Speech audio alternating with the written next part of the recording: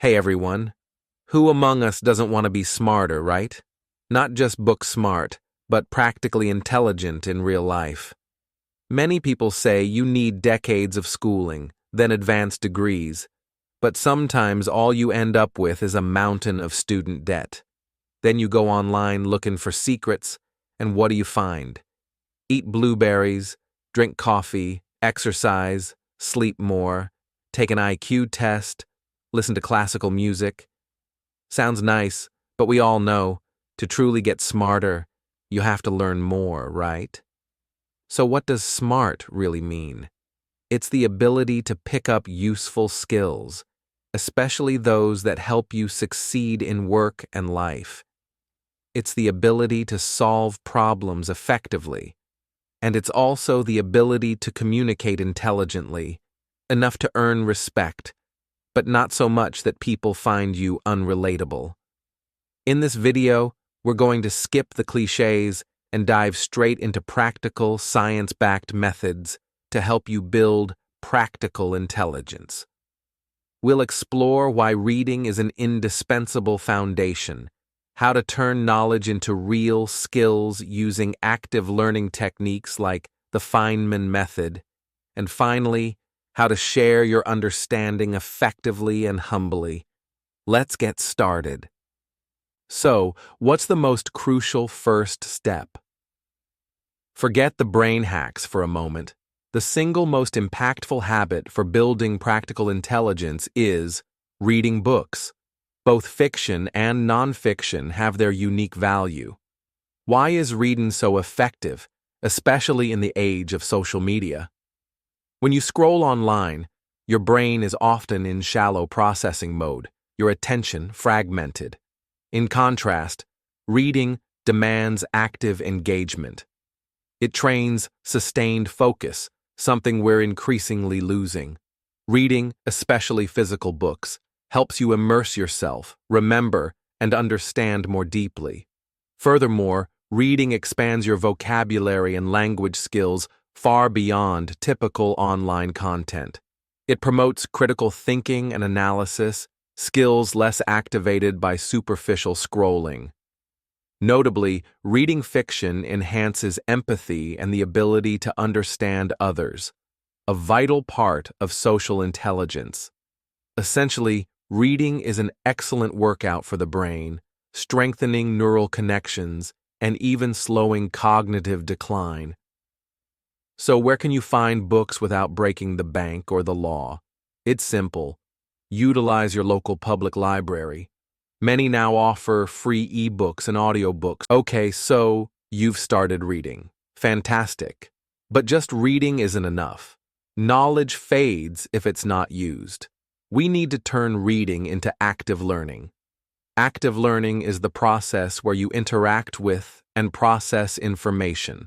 Unlike passive methods like rereading or highlighting, which are less effective for long-term memory. One of the most powerful active learning tools is the Feynman Technique, named after Nobel laureate physicist Richard Feynman. The core principle is simple. If you can't explain a complex concept in simple terms, like you're talking to a 12-year-old, you don't truly understand it deeply enough. Trying to simplify forces you to grasp the essence and identify gaps in your knowledge. The technique has 4 simple steps. 1. Choose and study. Pick a topic you want to learn and study it. 2. Teach it. Simply, take a blank piece of paper and write down an explanation of the topic in the simplest terms possible, avoiding jargon.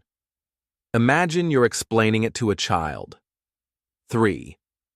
Identify gaps. Review your explanation. Where did you struggle? Where did you have to use complex terms?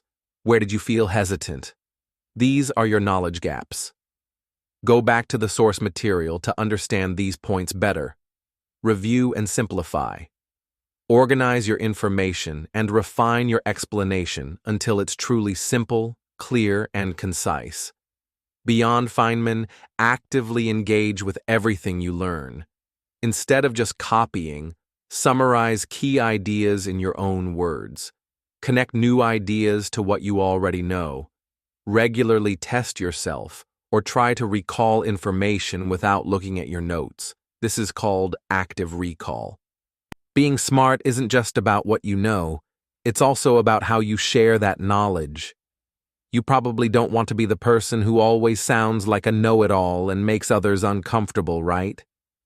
This is where intellectual humility, IH, comes in.